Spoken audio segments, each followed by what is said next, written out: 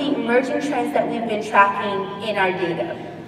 Each of these represent about less than 5% share of the market, but if you look at the growth rates right beneath the dollars, you'll see that each category is experiencing strong, robust growth in the channel. A lot of that comes from new entrants, more retailers adding it on shelf, gaining distribution, and more customers adopting. So it's likely that the shares will continue to grow for these categories. And what makes a preserved diet so attractive?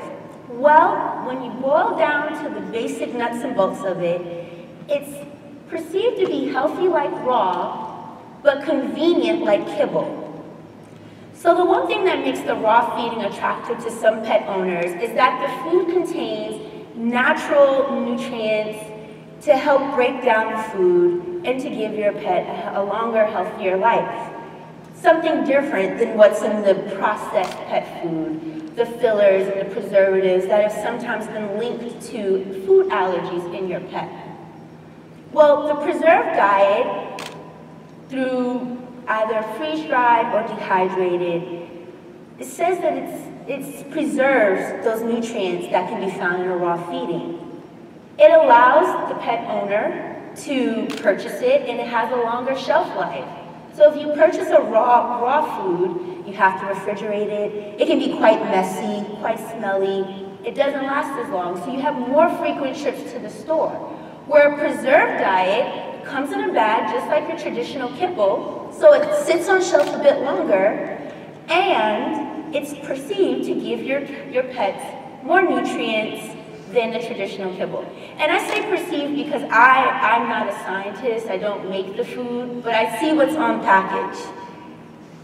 So I don't want to make any false claims that I'm not 100% sure of. But that's what's marketed to consumers. It's a healthier feeding.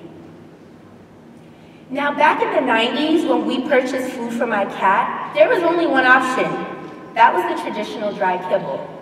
Now, in 2017, we track about 5 other different alternatives to the traditional dry. We call that the preserved category.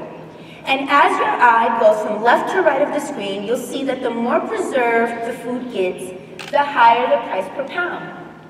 So from a manufacturer's perspective and from a retailer's perspective, it will be great to get your customer to purchase a 100% freeze-dried diet. More money in your pocket.